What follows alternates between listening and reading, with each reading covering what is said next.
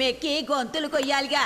ఏ ముసల్దానా, ముందు నీ గొంతు కోసేయాలి. గొంతు చించుకొని 10 ఏళ్ళుగా నువ్వు చెప్తానే ఉండవు. ఇప్పుడు కొత్తగా చెప్తే మారతారా ఏంది? ఇతరుల ప్రాణాలు తీయడానికి మనం ఎవరం? దేవుడి దయ వల్ల బానే ఉన్నాంగా. మనకి బిడ్డ పుట్టబోతోంది, వీళ్ళంతా ఉన్నారు. ఇది చాలదా? రౌడీజాన్ని వదిలేస్తే మంచిది. పొలుసు పోయి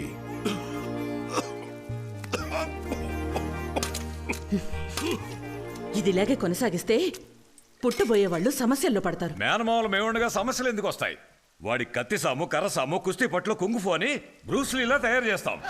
పాపాత్ములారా, మీరు మనుషులేనా? పుట్టబోయేవాడు మీలాగా ఎవ్వరిని పొట్టన పెట్టుకోడు. వీడు నా బిడ్డ. వీడిని నమ్మొచ్చిన వాళ్ళకి, సాయం కోరొచ్చిన వాళ్ళకి వీడు ప్రాణాలిస్తాడు. అమ్మా, నువ్వేదో మాట వరుసకంటున్నావు. మహాభారతంలో వచ్చే అభిమన్యుడిలాగా వాడు అన్ని కడుపులోంచి వింటూనే ఉన్నాడు. బయటకు వచ్చిన తర్వాత మా అమ్మ చెప్పినట్టు వింటారా వినరా అంటూ చండ్రాకోలతో అందరినీ తోలొచ్చేస్తాడు.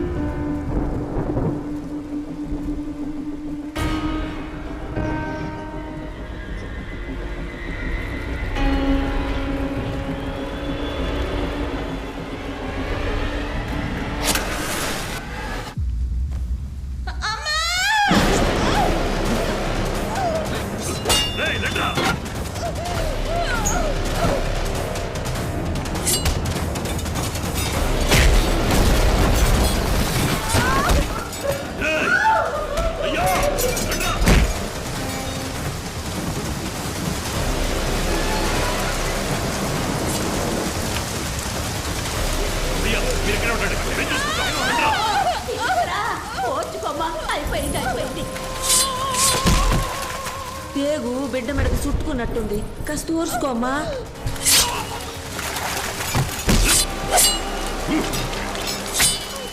ఊర్చుకోమ్మా, ఊర్చుకోమ్మా.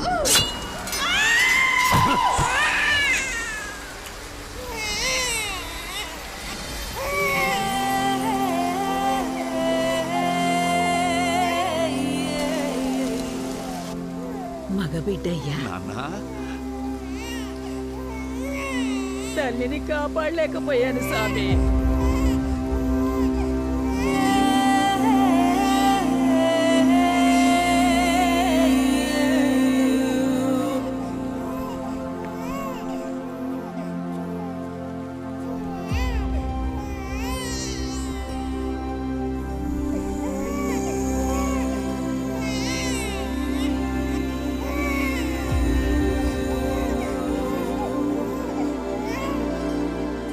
కృష్ణాష్టమి రోజు పుట్టాడు. మీరు వీడిని చూసుకుంటే రేపు వీడు మిమ్మల్ని చూసుకుంటాడు.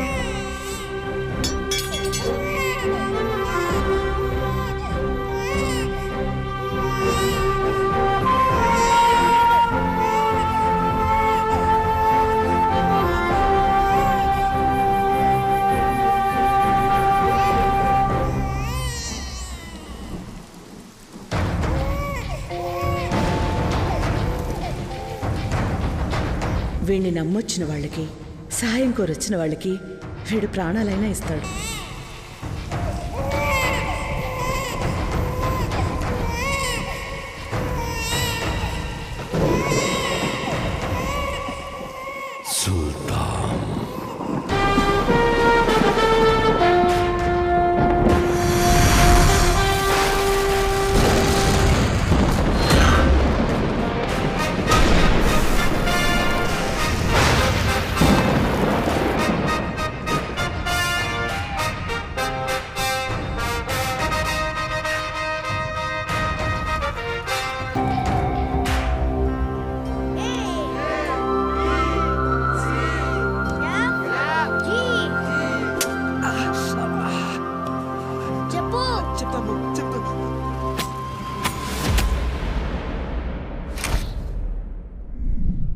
సేతుపతికి బలం, వైజాగ్కి భయం అతని మనుషులే సార్.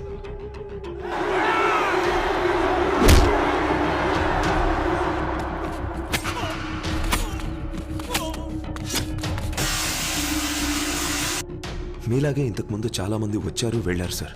సేతుపతి అండ్ ఆల్సో అతని మనుషులు చాలా డేంజరస్ సార్. మనం వాళ్ళని ఏం చేయలేము సార్.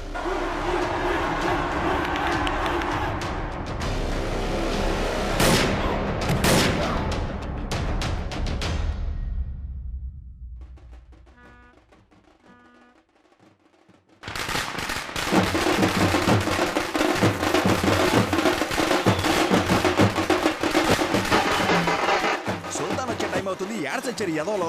రే దున్నపోతులారా, సుల్తాన్ వస్తున్నాడు రా. స్నానం చేసి తొందరగా రండిరా. వీళ్ళు డప్పు కొడుతున్నారా, డప్పు కొడుతున్నట్టు నడుస్తున్నారా? ఏం వినిపించవట్లేదు. ఆపండి ఆపండి ఆపండి ఆపండి ఆపండి. ఎరా కింకాంగు, వీళ్ళు కొట్టే కొట్టుడు చెవికి అస్సలు ఎక్కట్లా. చెవుడు తుప్పదిలిపోయేలా కొట్టమను. సుల్తాన్ వచ్చే ముందు ఎక్స్ట్రా చెక్ దొబ్బే. సుల్తాన్ వచ్చే లోపల పనులన్నీ ముగించండి రా. సుల్తాన్ వస్తున్నాడు, ఎన్ని రోజులు ఉంటాడో తెలీదు. అన్ని పనులు సర్లే సర్లే సర్లే. అంటే అయ్యగారు అన్నదానం చేస్తున్నారు కదా, చికెన్ బిర్యానా మటన్ బిర్యానా అని అడుగుతున్నారు. అది కాదు ఇంకేంటి? అయ్యగారితో కొంచెం మాట్లాడాలి. అలాగా, రండి.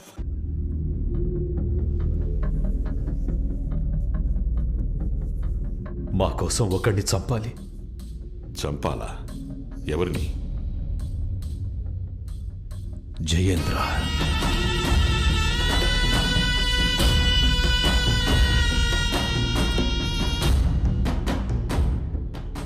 వ్యవసాయం నమ్ముకొని బతుకుతున్న వాళ్ళమయ్యా మేము.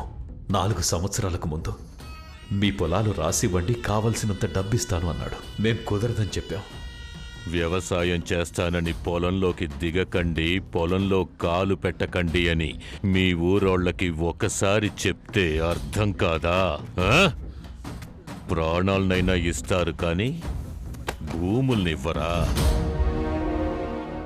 వాడి మాట వినకుండా పొలంలోకి దిగిన వాళ్ళని చిన్న పెద్ద అనే తేడా లేకుండా అందరినీ తగలబెట్టేశాడు. ఇక మీ ఊళ్ళో ఏ నా కొడుకు వ్యవసాయం చేయడానికి వీల్లేదు. కాదని చేస్తే మరణం. మరణమే.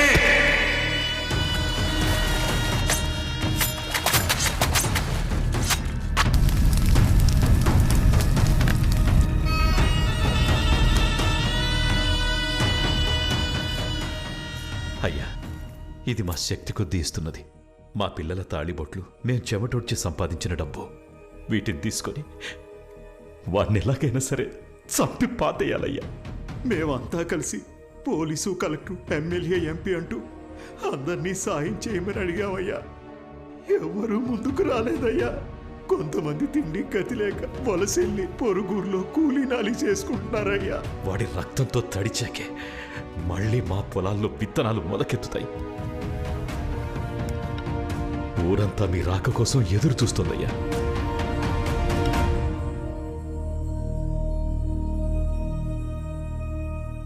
వాడెవడో ఎలాంటి వాడో నాకు తెలియదు, కానీ మీ పొలాల్ని మనుషుల్ని నేను కాపాడతాను.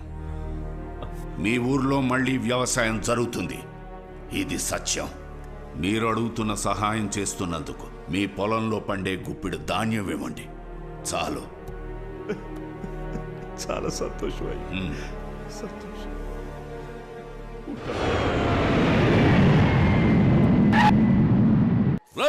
సుల్తాన్ ఎయిర్పోర్ట్లో దిగాడంట, త్వరగా వాటిలో కానీ రా. అమరావతిలో ఏదో ఒక చిన్న ఊరు, ఎవరో కూడా తెలియదు. ఇది ముఖ్యమని ఆలోచించండి. చాలా ముఖ్యం మన్సూర్.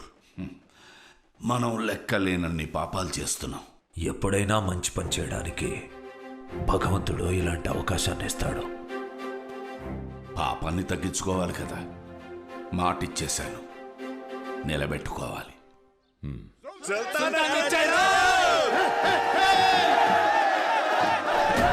విక్రమ్, కాశీ బావునా? నువ్వైనా పేరు పెట్టి పిలిచావు. చల్. రే, ఏంట్రా నువ్వు సుల్తాన్ పేరు పెట్టి పిలుస్తున్నావు? అదే గాడి పేరు. మావయ్య కాలి బాగున్నావా? బాగున్నాను. ఏ డాను ఏంటి? బాగున్నాను. సూరి బాగున్నావా? బాగున్నాను. మావయ్య నాన్న ఎందుకు లేరా? నాన్న బాగున్నారా? బాగున్నాను. నువ్వెలా ఉన్నావు? నేను బాగున్నాను. ఎవర్రా కాలుగా గ్యాంగ్? దింపండ్రా అంటున్నాడు. నిజమేనా? రెండేరా దించండి. ఎవర్రా దాక్కుంది? నువ్వేగా దాక్కున్నావుగా. లైట్ గా భయం వేసింది మచ్చా. ఈయన గాడ్ ఫాదర్. నమస్కారం ఫాదర్. బాగున్నావా? 2 ఏళ్ల తర్వాత వచ్చావు. ఈసారి ఎన్ని రోజులు ఉండబోతున్నావు? ఆర్ని ఇటు మనిషా పూలకుండా అనుకున్నా. వారం రోజులు. ఒక వారం రోజులు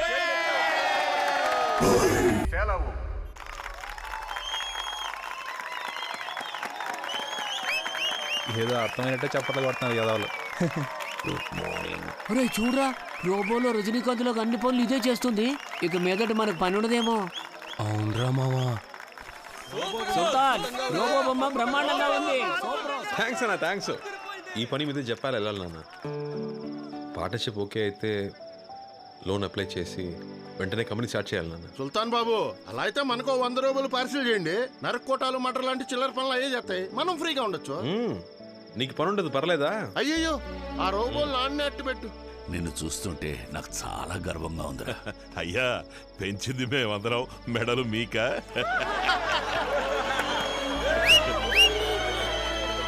సుల్తాన్ ఇక్కడ ఉన్నంత వరకు నేను ఇంటికి రానని చెప్పాను కదే. పెట్టవే ఫోను. మచ్చా, మనం ఆర్డర్ చేసిన పిజ్జా వచ్చింది. అర్జెంటుగా డబ్బాలు లాక్కో. ఈ గుంపు మింగేసడానికి మనకే మిగలదు. మీ అమ్మ నిన్ను ఇలా చూడాలని ఎంతో తప్పించిపోయిందయ్యా. కానీ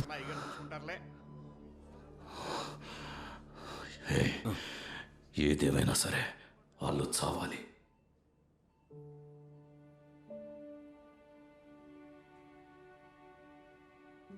అమ్మా ఏడోకమ్మా, అన్నికేం కాదు.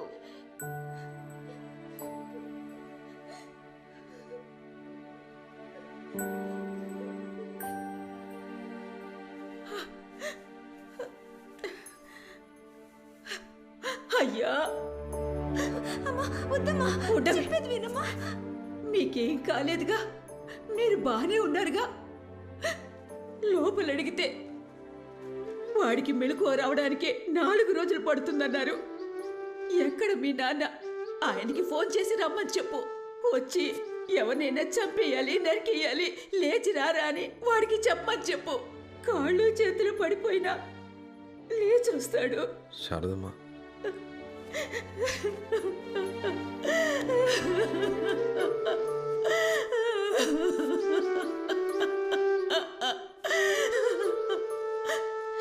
మీ నాన్న నీ చేతికి కత్తిస్తాడా? ఎవరి తలైనా చేతులైనా నరికి తెమ్మంటాడా? నీకు మాత్రం ఏం కాకూడదు. ఊళ్ళో వాళ్ళ పిల్లలు ఏమైపోయినా పర్వాలేదా? ఇవన్నీ చేసి మీ నాన్న డబ్బు నీకోసమే కదా కూడబెడుతోంది. ఇలా మీ నాన్న కూడబెడుతోంది డబ్బు కాదయ్యా, పాపం. ఆ పాపం మాకొద్దయ్యా. నా బిడ్డ ప్రాణాలు మాత్రం కాపాడివ్వండయ్యా. బ్రతుకుంటే గచ్చి తాగైనా బ్రతుకుతాం.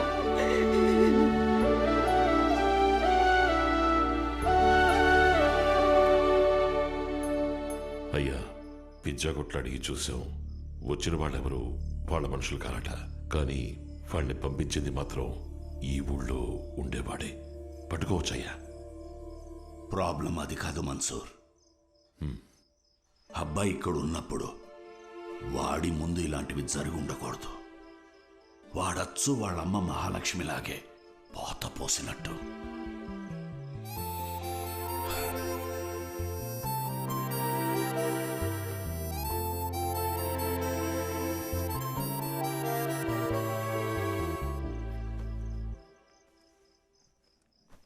హేరా, 1 వారం ఉంటానని చెప్పి అప్పుడే బయలుదేరుతున్నావు? ఓహో, గర్ల్ ఫ్రెండ్ ఫోన్ చేసిందా ఏమిటి? చేసే ఉంటుందిలే, బాంబేలో ఉంటున్నావు కదా, ఇవన్నీ సహజం. ఇది నేను మీ అమ్మ కాలికి తొడిగిన మెట్టె. నా జీవితంలో నేను తలదించుకున్నది తన కాళ్ళ దగ్గరే. ఏ ఒక్కరూ తనకు ఎదురు చెప్పలేరు. తను నా మహారాణి. అలాంటి అమ్మాయిని నీ కంటపడితే ఇది ఆ అమ్మాయికి తొడుగు. నీ మనసులో అలాంటిది ఏమీ లేదు అని చెప్పు. నాకు తెలిసిన అమ్మాయి ఉంది, వెళ్ళి చూద్దాం. ఏం మాట్లాడుతున్నారు నాన్న మీరు? రక్తంతో బతకడం అలవాటు అయిపోయిందా? చాలామంది దెబ్బలు తగిలి హాస్పిటల్లో ఉన్నారు. ఒకటి ప్రాణాలు పోయేలా ఉన్నాయి. మీరు నా పెళ్లి గురించి మాట్లాడుతున్నారు. కాస్త బయటికి వెళ్ళి చూడండి నాన్న. ఎంతమంది మీకు శాపనార్థాలు పెడుతున్నారు. నాకే తగులుతాయి నాన్న ఇంతకాలం మీరు చేసిన పాపాలన్నీ. రక్తంతో తరిసిన దెబ్బతోనే నేను పెరిగాను, తిన్నాను, చదివాను. ఇప్పుడు ఆలోచిస్తే నా మీద నాకే కోపం వస్తోంది, అసహ్యం వేస్తోంది. మీకు దండం పెడతాను నాన్న, ఇంక ఇలాంటివి చాలు. వాళ్ళందరినీ పంపించేయండి, కనీసం ప్రాణాలతో ఉంటారు. నేను చెప్పినా నీకు అర్థం కాదు. మా బతుకులే అలాంటివి. దీనింతటితో ఆపలేము, మార్చలేము. వీళ్ళు తిరిగి వెళ్లాలన్నా కొంతమందికి ఇళ్లున్నాయి, మిగతా వాళ్ళందరికీ ఇదే వాళ్ళ ఇల్లు, ఇదే వాళ్ళ కుటుంబం. నువ్వు నా కన్న బిడ్డవైతే వాళ్ళు నేను పెంచిన బిడ్డలు. నువ్వేంట్రా ఇలా మాట్లాడుతున్నావు? మరి నన్ను మాత్రం ఎందుకు బాబాయ్ పంపించారు? నన్ను మాత్రం ఎందుకు చదివించారు? నా వయసులో ఎంతమంది ఉన్నారు అక్కడ. వాళ్ళని మీ కొడుకులు అనుకుని ఉంటే వాళ్ళు బాగుండేవాళ్ళుగా. ఇవాళ శారదమ్మ నన్ను హాస్పిటల్లో అడిగింది, మీ నాన్న మీ చేత కత్తి పట్టిస్తారా అని. ఇవాళ శారదమ్మ చూసిన చూపు జీవితాంతం మర్చిపోలేనన్న.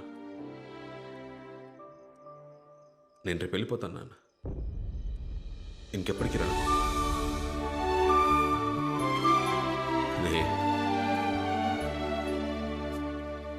ఇంతవరకు నేను ఎప్పుడూ ఎవరిని ఏమీ అడగలేదు. కొడుకు అనే హక్కుతో అడుగుతున్నాను. నువ్వు ఎక్కడికైనా వెళ్ళు, కానీ ఆఖరికి నువ్వు చేరాల్సిన చోటు ఇదే అయి ఉండాలి. వీళ్ళనెప్పుడూ రౌడీలుగా, గుండాలుగా చూడొద్దు. వీళ్ళు నిన్ను సుల్తాన్ సుల్తాన్ అంటూ నీకోసం ప్రాణాలైనా ఇస్తారు. వీళ్ళకి ఏదైనా సమస్య వస్తే అండగా నువ్వు నిలబడు. నా మనసుకు అది చాలురా.